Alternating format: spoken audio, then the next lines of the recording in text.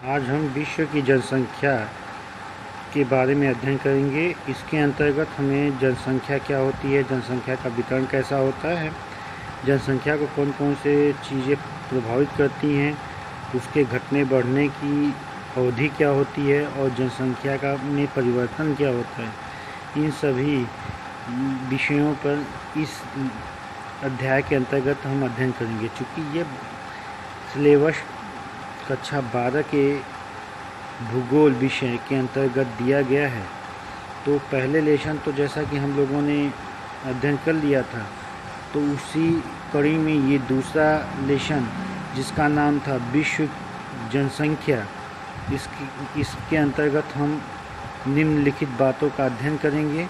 जिसमें पहली है जनसंख्या। जनसंख्या किसे कहते हैं? जैसा कि हम लोग जानते हैं कि लोगों के समूह को हम जनसंख्या कहते हैं। जनसंख्या आप एक तरह से आम भाषा में हम लोग बोल सकते हैं कि जहाँ लोग इकट्ठे होते हैं वो जनसंख्या हो जाती है। जहाँ एक, दो या दो से अधिक लोग मिलकर रहते हों उसे समाज कहते हैं, और समाज बिना जनसंख्या के बन नहीं सकता। इस आधार पे इसमें दिया क्या गया है इसको भी हम देख लेते हैं। इसमें लिखा क्या गया है कि इन्होंने कहा कि मानव जनसंख्या भौगोलिक वातावरण का सबसे महत्वपूर्ण तत्व है। इन्होंने ये कहना चाहा कि बिना मानव के कोई भी वातावरण भौगोलिक वातावरण का निर्माण नहीं होता। जैसा कि हम जानते हैं, एक प्राकृतिक वातावरण होता है, एक भौगोलिक वातावरण होता है, एक मानवीय वातावरण होता है। तो वातावरण भी कई प्रकार के होते हैं, लेकिन जो भौगोलिक मतलब जो हम पृथ्वी को देखें तो पृथ्वी जैसे अन्य ग्रहों से अलग क्यों मानी जाती है? क्योंकि यहाँ मानव का बसाव पाया जाता है, जीव पाए जाते हैं। इसलिए यहाँ ये कह रहा है कि मानव जनसंख्या भौगोलिक वातावरण का अत्यंत महत्वपूर्ण कार्य तत्व है। यानी जहाँ पे जनसंख्या ही नहीं, वहाँ वातावरण का निर्माण होना संभव नहीं है। इसीलिए जहाँ कम जनसंख्या होती है वहाँ की भौगोलिक वातावरण अलग होते हैं, जहाँ अधिक होती है वहाँ के अलग होते हैं। जैसा इस समय देखने को मिल रहा है कि जनसंख्या बढ़ रही है, प्रदूषण भी बढ़ रहा है, वातावरण चेंज हो रहा है। तो इसलिए वातावरण का महत्वपूर्ण तत्व कौन हो गया? भौगोलिक वातावरण का महत्वपूर्ण तत्व कौन हुआ? मानव ही जनसंख्या हुई ना। जहाँ कम जनसंख्या निवास करेगी वहाँ का वातावरण, और जहाँ अधिक जनसंख्या निवास करेगी वहाँ का वातावरण में अंतर पाया ही जाता है। तो इस कड़ी में आगे हम देखें तो ये जो पहला लाइन इन्होंने लिखा था कि मानव जनसंख्या भौगोलिक वातावरण का अत्यंत महत्वपूर्ण तत्व है। किसी क्षेत्र की भौतिक उन्नति या अवनति में जनसंख्या अत्यंत महत्वपूर्ण भूमिका निभाती है। यानी किसी को बढ़ाने और घटाने में सबसे महत्वपूर्ण भूमिका किसकी होती है? देश के विकास में किसकी भूमिका होती है? जनसंख्या की भूमिका होती है। इसी कड़ी में शब्दावली में कहने पे देखा जाए तो राल्फ वाल्डो इमर्सन ने अपने शब्दों में कहा है कि स्वर से नहीं अपितु केवल स्त्री और पुरुषों से ही एक राष्ट्र मजबूत और महान बनता है। यानी सोना, चांदी, हीरा, मोती, पैसा, ये सारी चीज़ों से कोई राष्ट्र विकसित या विकासशील नहीं होता। इनका कहना है कि विकासशील देश या समृद्ध देश तभी होगा जहाँ स्त्री और पुरुष अच्छे होंगे। वहीं स्त्री और पुरुषों की संख्या के आधार पर ही कोई राष्ट्र अपने आप को मजबूती से कहीं भी खड़ा कर सकता है। आगे लिखते हैं कि सत्य और सम्मान के लिए जो डटे रहते हैं, यानी कौन डटा रहता है? मनुष्य ही डटे रहते हैं, नहीं तो जानवरों में थोड़ी सम्मान की बात होती है। उनको कुछ भी कहो उनसे तो कोई फर्क नहीं पड़ता है, और कष्ट भी झेलते हैं।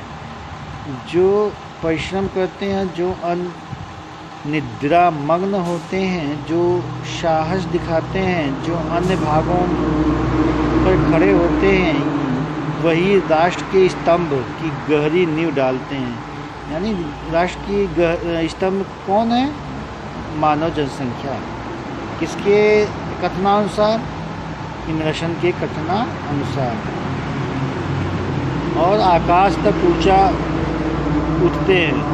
वस्तुतः किसी देश के निवासी ही उसकी वास्तविक संपदा होते हैं। यही लोग वास्तविक संसाधन होते हैं जो देश के अन्य संसाधनों का उपयोग करते हैं। अंतोगत्वा एक देश की पहचान उसके लोगों से ही होती है।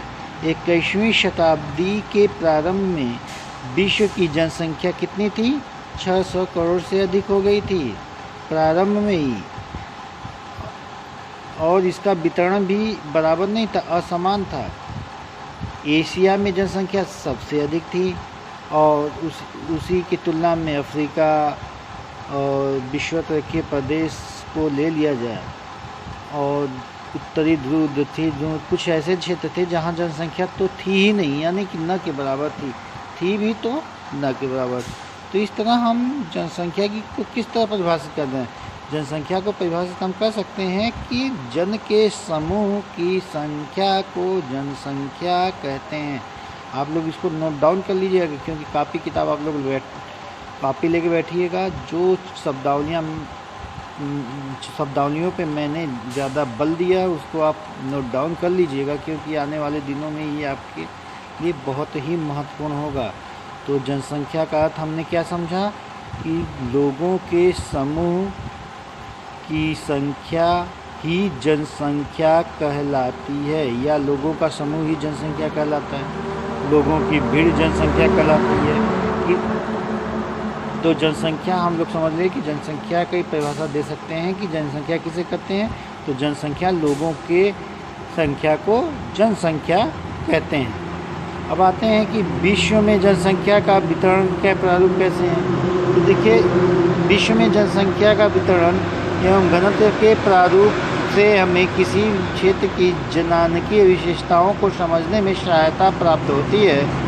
जनसंख्या वितरण शब्द का अर्थ भूपृष्ठ पर लोग किस प्रकार बटे हुए हैं, और हमें कि इस बात से पता लगा सकते हैं कि विश्व की जनसंख्या असमान रूप से बटी हुई है। मोटे तौर पर विश्व की जनसंख्या का 90% भाग इसके 10% स्थल भाग पर बसा हुआ है। जैसा कि विश्व के 10 सर्वाधिक जनसंख्या वाले देश हैं, जिनका नाम इसमें आप पढ़ सकते हैं और डायग्राम में भी देख सकते हैं। इस आधार पे आप ये देख सकते हैं कि कौन से देश में जनसंख्या कितनी है, कितने प्रतिशत बढ़ रही है। अब इसके आगे हम देखते हैं जनसंख्या घनत्व। इसके आगे है जनसंख्या घनत्व। और जनसंख्या घनत्व का मतलब होता है नोट डाउन कर लीजिएगा कॉपी में कि जनसंख्या घनत्व, ये आपका कोटेशन भी हो जाएगा क्योंकि परीक्षाओं में अक्सर ये पूछता है। तो प्रति इकाई क्षेत्रफल पर निवास करने वाले व्यक्तियों की संख्या को जनसंख्या घनत्व कहते हैं। एक बार रिपीट फिर मैं कर रहा हूँ, प्रति इकाई क्षेत्रफल पर निवास करने वाले व्यक्तियों की संख्या को जनसंख्या घनत्व कहा जाता है। अर्थात 1 वर्ग किलोमीटर पर रहने वाले व्यक्तियों के रूप में उन्हें मापा जाता है। इसका सूत्र क्या है? इसको निकालने के लिए हम घनत्व बराबर जनसंख्या बटे क्षेत्रफल, कभी कभी परीक्षाओं में फार्मूले भी पूछ लिए जाते हैं। और उदाहरण के लिए यहाँ पे आप ध्यान देख रहे होंगे, वीडियो में आपको उदाहरण भी दिया गया है कि कैसे निकाला जाता है। आप लोग पेन कॉपी लेके इसको नोट डाउन करके नोट्स बनाइएगा, और बाद में जैसा होगा स्थिति, जो कि लॉकडाउन के आधार पर कोरोना के कारण नहीं पढ़ाई हो पा रही है, अच्छे से नोट्स नहीं बन पा रहे हैं, तो जब विद्यालय खुलेंगे तो उस समय आप लोगों को और क्लियर कर दिया जाएगा। फिलहाल जो मेन चीज़ों को मैं शो आउट कर रहा हूँ, बल दे रहा हूँ, उसको आप एक कॉपी पर नोट डाउन कर लीजिएगा, क्योंकि ये व्यर्थ नहीं जाएगा। और इसको ध्यान से पढ़िएगा। और मेरा उद्देश्य किताब पढ़ाने का ये है कि जिनके पास किताबें नहीं थी वो भी इस वीडियो के माध्यम से किताबों को जान सकते हैं, पढ़ सकते हैं, और नोट्स बनाने में ये बहुत सहायक भी होंगी। आगे हम आपको नोट्स भी देंगे, कुछ शब्द देंगे, कुछ क्वेश्चंस देंगे, उनको भी आपको करना होगा। इसलिए ये वीडियो देखना आप लोग के लिए बहुत ज़रूरी है। तो चलिए आगे देखते हैं। जनसंख्या घनत्व के बारे में तो हमने बात कर ली। अब हम बात करते हैं कि जनसंख्या घनत्व के क्षेत्र कौन से हैं और जनसंख्या किन किन क्षेत्रों में ज़्यादा देखने को मिलती है और किन क्षेत्रों में कम देखने को मिलती है। तो आप देखें यहाँ पे, तो पहला हेडिंग यहाँ पे है जनसंख्या। जो अधिक जनसंख्या वाले क्षेत्र हैं उन क्षेत्रों के नाम यहाँ पे हैं। क्या नाम, कौन कौन से क्षेत्र हैं जहाँ जनसंख्या अधिक मिलती है? देखिए, संयुक्त राज्य अमेरिका है, उत्तर पूर्वी अमेरिका का उत्तर पूर्वी भाग है, यूरोप का उत्तर पश्चिमी तथा दक्षिण भाग है, दक्षिणी पूर्वी और पूर्वी एशिया के भाग आदि इसमें प्रमुख हैं। जहाँ पे जनसंख्या का घनत्व कितना है?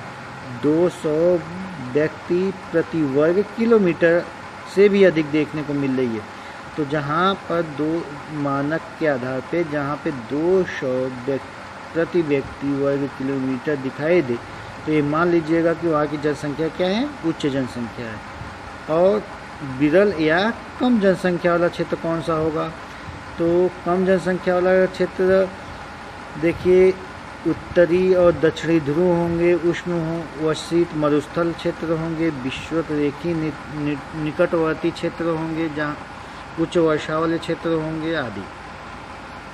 इस तालिका के आधार पर आप देख लीजिए कहाँ पे कितने प्रतिशत विश्व की जनसंख्या है और कैसे है, किस देश में कितने वर्ग किलोमीटर में प्रति व्यक्ति वर्ग किलोमीटर है और कहाँ की जनसंख्या प्रति वर्ग किलोमीटर यानी जनसंख्या घनत्व तो कहाँ का अधिक है और कहाँ का कम है।